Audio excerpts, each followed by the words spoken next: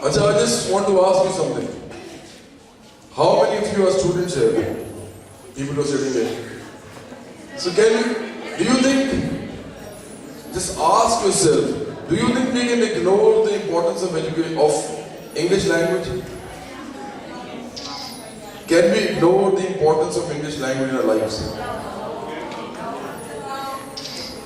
अच्छा, क्या हम उर्दू ज़ुबान की इम्पोर्टेंस से इनकार कर सकते हैं, अहमियत से इनकार कर सकते हैं? किसी पंजाबी ज़ुबान की अहमियत का इनकार कर सकते हैं? मेरा इधर उधर ये क्या है, जिन्ना जिन मुल्कों में the countries in which the revolutions take place, जहाँ इनकलाब आते हैं, जितने इनकलाब आते हैं, उन मुल्कों में आप ये सब कुछ कर सकते हैं जो ये कह रहे थे अफजल हाजी साहब, ये रेवोल्यूशनरी अफजल साहिर साहब, और ये खुद भी चूँकि एक रेवोल्यूशनरी आदमी है, इनका एक पूरा पीछे की लेगेसी है जिसको ये लेके चलते हैं, लेफ्ट के आइडियाज हैं इनके पास. जब तक आप खुद वो रेवोल्यूशन नहीं किसी मुल्क में लेके आते, आप इतना बड़ा एजेंडा जो है लैंग्वेज का वो नहीं इम्प्लीमेंट कर सकेंगे, बड़ा मुश्किल होगा. लेकिन जो जिस हालात में हम रह रहे हैं, जिस तरह की सोशल पॉलिटिकल एनवायरनमेंट में हम रहते हैं, और सबसे ज़्यादा ज़रूरी है जिस इकोनॉमिक सिस्टम में हम रहते हैं, उस इकोनॉमिक सिस्टम की जो बेसिस जो है वो बराबरी पे नहीं है, वो इक्वालिटी पे नहीं है. ये सबको पता है. यह तबकात हैं मुख्तलिफ, एक बड़ा तबका होता है, एक छोटा तबका होता है, एक दरमियाना तबका होता है, फिर उनके अंदर भी बहुत सारी अपनी क्लासेस होती हैं. अब तो सेग्रीगेशन बहुत शदीद हो गई है. सिर्फ मिडिल क्लास के अंदर 7 पढ़ते हैं. अगर आप सैलरी स्ट्रक्चर देखें तो 25,000 अगर हम मिडिल क्लास से शुरू करें, 25,000 कोई आदमी लेता तो मिडिल क्लास में आ जाएगा. तो उसके बाद आप देखेंगे 25,000, फिर 35,000, फिर 70,000, फिर 1 लाख. उसके बाद अब आगे जाएं तो कई लोग हैं जो 6-6 लाख रुपए लेते हैं. कई लोग इस मुल्क में ऐसे हैं जो 50-50 लाख लेते हैं. कई लोग ऐसे हैं जो, मैं सैलरीज की बात कर रहा हूँ सिर्फ, जो 1 करोड़ भी लेते हैं. कि कॉर्पोरेट्स ऐसी हैं. तो इसका मतलब इतनी सेग्रीगेशन हो अगर किसी मिडिल क्लास के अंदर सिर्फ, तो उसकी वर्किंग क्लास का क्या हाल होगा वो भी आपको पता है. वर्किंग क्लास को पाकिस्तान में मिनिमम वेज मिलती है 12,000 रुपया. आप में से कोई भी वर्किंग क्लास का नहीं है, आपको पता है. इवन आपके इस कॉलेज में जो लोग काम करते हैं उनमें शायद कम ही है. मिनिमम वेज जो है 12,000 है. 60% लोग आपके उसमें रहते हैं. आपको लगता है कि वो जिंदा रह सकते हैं 12,000 रुपये में? तो ये हमारा मुल्क है.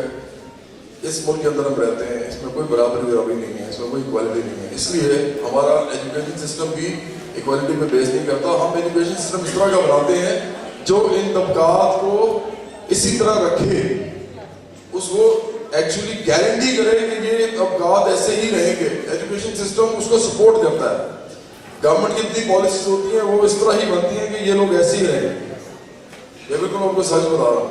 अब फिनलैंड की मिसाल में, फिनलैंड में एक भी प्राइवेट स्कूल नहीं है, एक भी प्राइवेट कॉलेज नहीं है, और एक भी प्राइवेट यूनिवर्सिटी नहीं है. हालांकि वो कोई सोशलिस्ट मुल्क भी नहीं है, लेकिन उन्होंने रिफॉर्म इस तरह के कर दिए. तो बात सिर्फ इसी है जो मैं कहना चाह रहा हूँ. मेरा ख्याल है कि जब तक रेवोल्यूशन नहीं आता, ये जो लैंग्वेजेस की उन्होंने बात की है, मेरा ख्याल ये है कि उस वक्त तक अगर आप रिफॉर्म्स करते हैं एजुकेशन के अंदर, तो फिर आप लोगों को तीनों लैंग्वेजेस पढ़ाएं.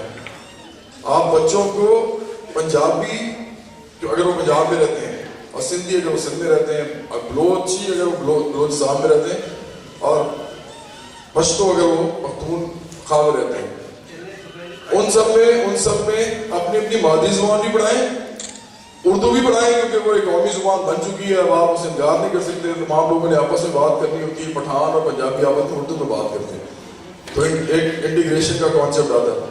और साथ अंग्रेजी भी पढ़ाएं. आप लोगों ने अंग्रेजी बोल के बताना तो होता है ना कि हम पढ़े लिखे हैं, बताना होता है. तो ये जरूरी भी है. देखें, मुसीबत ये है कि हम तो सिर्फ पाकिस्तान की बात करें, पूरी दुनिया में जहाँ जाएंगे किसी से बात करें तो अंग्रेजी में करेंगे ना. It is an international language, the international language. इसकी इंपॉर्टेंस इनकार नहीं हो सकता. तो मैं इनको सेकंड करूँगा इनकी बात को, लेकिन with a little addition from my side कि आप तीनों लैंग्वेजेस पढ़ाएं बच्चों को. और बल्कि पहले 1-2 साल तो अगर आप लैंग्वेजेस ही सिर्फ पढ़ाएं तो ये भी बड़ा अच्छा होगा. अगर आप पहले 1-2 साल सिर्फ लैंग्वेजेस पढ़ाएं, उनके अंदर अबूर जब हासिल हो जाए, फिर आप चाहे मैथ्स पढ़ाएं, चाहे फिजिक्स पढ़ाएं, चाहे जनरल साइंस पढ़ाएं, जो मर्जी पढ़ाएं। बहरहाल ये मेरा एक वो है छोटा सा मेरा पॉइंट ऑफ व्यू था। ये जब मैं यहाँ पे आया हूँ, मैं अंकल की वजह से आया हूँ। काजी फाक अंकल जो है मेरे वालिद साहब के पुराने दोस्त हैं, हमारे भी आप समझेंगे, मैं बड़ा भाई नहीं कहूँगा, मेरे तो अंकल ही हैं। कि मैं आपकी वजह से भी आया हूँ क्योंकि मुझे यहाँ की हमेशा खुशी होती है, खासतौर पर ख़वातीन के अंदर आके। मैं आपको एक बात से बता दूँ कि 19वीं सदी के अवाखिर में एक आदमी पैदा हुआ था। वैसे पैदा तो पहले हुआ था, उसने 19वीं सदी के अवाखिर में बात की थी। उसको कहते हैं कार्ल मार्क्स। कार्ल मार्क्स ने कहा था कि अगर किसी मुल्क के अंदर, किसी भी खित्ते के अंदर, किसी भी इलाके के अंदर आपने कोई ह्यूमन इंडिकेटर तलाश करना है जो कि बता सकता है कि इस इलाके में डेवलपमेंट की और ग्रोथ की कितनी गुंजाइश है, तो आप उस मुआशरे की औरत को देखें। अगर वो औरत डेवलप्ड है तो ये मुआशरा भी डेवलप होगा। अगर औरत डेवलप नहीं है तो इस मुआशरे का कुछ नहीं बन सकता। तो मैं उम्मीद करता हूँ कि आप तमाम ख़वातीन यहाँ जो बैठी हैं, स्टूडेंट्स भी हैं, टीचर्स भी हैं, और मेरे हम वतन सारे इधर बैठे हुए हैं, बहुत सारे रूपों में आप बैठी हुई हैं। तो आप सब लोग डेवलप करें as human beings, not as women. आपको एम्पावरमेंट मिले। इस मुल्क के अंदर बराबरी की जो बात करते हैं, सबसे पहले औरत और मर्द में बराबरी होनी चाहिए। होनी चाहिए कि नहीं होनी चाहिए? तो मैं इस बात के साथ अब वो काम करता हूँ जिसके लिए आपने मुझे बुलाया है। मैं एक लिबर्टी से उठूंगा। हम अपनी ऑर्गेनाइजेशन है international youth and workers movement, उसके मेरे पास ब्रोशर्स हैं।